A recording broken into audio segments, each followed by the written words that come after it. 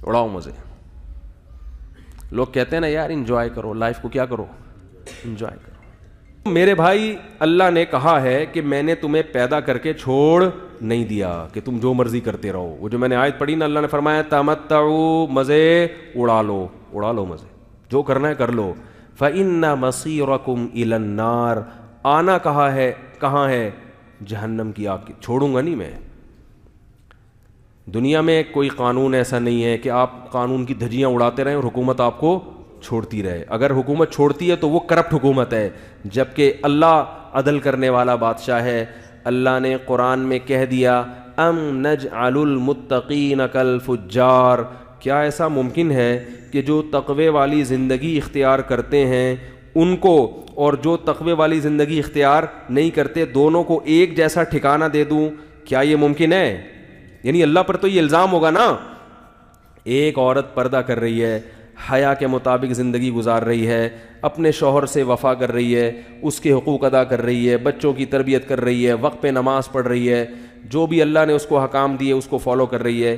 ایک مرد ہے, وہ چہرہ بھی نبی صلی اللہ علیہ وسلم کی صورت کے مطابق رکھتا ہے, وہ رشوت سے بھی بچتا ہے, وہ اپنے گھر والوں کے حقوق بھی ادا کر رہا ہے, وہ والدین کی ذمہ داریاں بھی پوری کر رہا ہے, وہ جھوٹ سے بھی بچتا ہے.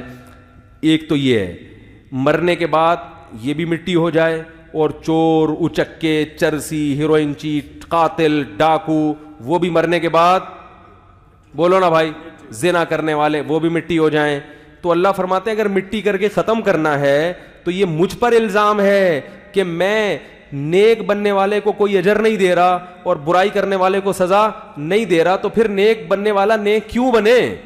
کیا کہ اللہ جب دیکھو, اگر آپ کو ایم اے کے پیپر دینے ہیں, آپ نے ماسٹر کرنا ہے کسی میں اور آپ محنت کر رہے ہو, لیکن کسی نے آپ کے کان میں آ کے بتا دیا کہ حکومت نے اعلان کیا ہے کہ ایم اے اسلامیات یا ایم اے انگلش یا کوئی بھی جو ہے نا ماسٹر جب آپ کرو گے تو حکومت نے یہ کلاس ہی ختم کر دی ہے.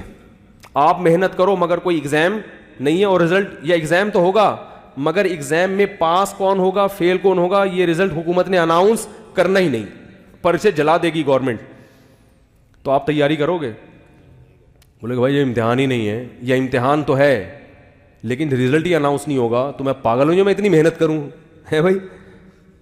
کوئی نتیجہ جب نکلنا ہی نہیں ہے تو یاد رکھو اگر کوئی نتیجہ نہیں ہے, آخرت نہیں ہے, ہم نے مرنے کے بعد زندہ ہو کے حساب و کتاب نہیں دینا, تو ہم کیوں پھر محنت کریں, ہم اچھے بن کے کیوں زندگی گزاریں؟ پھر تو ہر آدمی کو کیا ہونا چاہیے, جس کی لاٹھی اس کی بھینس, پھر تو مزے اڑاؤ.